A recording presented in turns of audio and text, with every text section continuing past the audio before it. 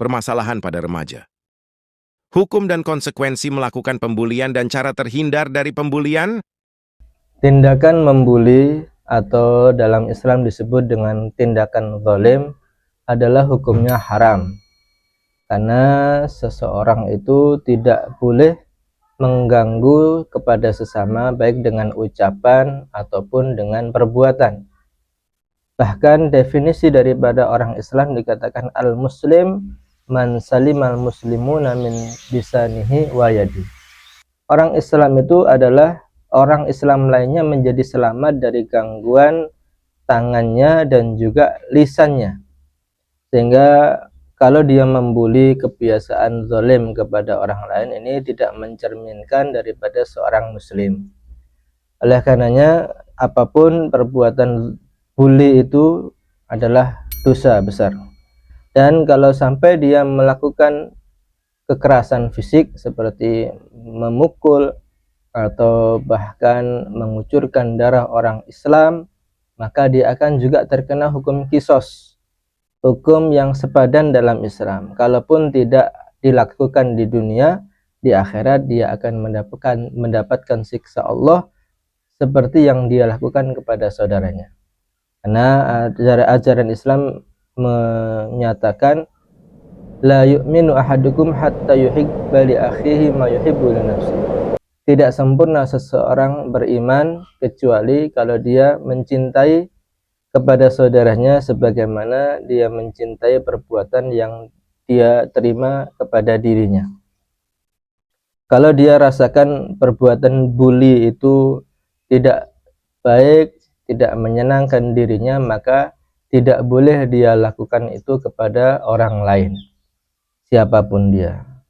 Dan ini adalah karena meniru hal-hal yang tidak baik yang dia tonton dari HP, dari tayangan-tayangan televisi yang merusak generasi muda saat ini, diaplikasikan dalam kehidupannya. Dia tidak tahu bahwa itu adalah hukumnya haram dan termasuk kezaliman. Bahkan ada yang juga dituntut dengan hukuman pidana dalam perundang-undangan hukum agama di negara Indonesia. Bagi orang-orang yang mengetahui terjadinya pembulian, itu wajib untuk menolong. Karena Nabi menyatakan unsur akhaka zaliman aw madluman. Tolonglah saudara kamu yang sedang dizalimi atau sedang melakukan kezaliman. Maka para sahabat agak heran, ya Rasulullah, kalau orang yang dizalimi kita bisa menolongnya, tapi kalau dia sedang berbuat zalim, bagaimana kita cara menolongnya?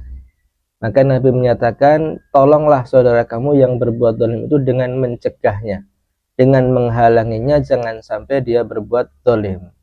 Jadi kita melarang orang yang akan membuli, melaporkan dia, itu termasuk menolong dia agar tidak terkena hukuman baik negara ataupun mendapatkan siksa dari Allah Subhanahu wa ta'ala. Kita hendaknya mempelajari Islam dengan baik dan benar dan meniru akhlak Nabi Muhammad SAW yang mencintai kepada sesama, baik orang yang kaya, orang miskin, orang yang dia itu terhormat ataupun rakyat biasa. Nabi mencintai, tidak dibedakan, tidak dizalimi ataupun tidak diganggu baik hartanya maupun harga dirinya. Itulah ajaran Islam yang kita harus mengamalkannya. Jangan melakukan kezaliman karena akan berdampak kepada diri kita. Kalau tidak mengenai diri kita, maka akan mengenai kepada orang-orang yang kita cintai. Bagaimana kalau anak kita sendiri yang dizalimi seperti itu, apakah kita menerima? Tentunya tidak. Maka jangan kita lakukan kepada orang lain, jangan membuli kepada orang lain, dan bagi orang yang melihat wajib mencegah, melarang orang yang berbuat bully tersebut. Tips agar terhindar daripada perbuatan bullying atau kezaliman sebagaimana diajarkan dalam Islam.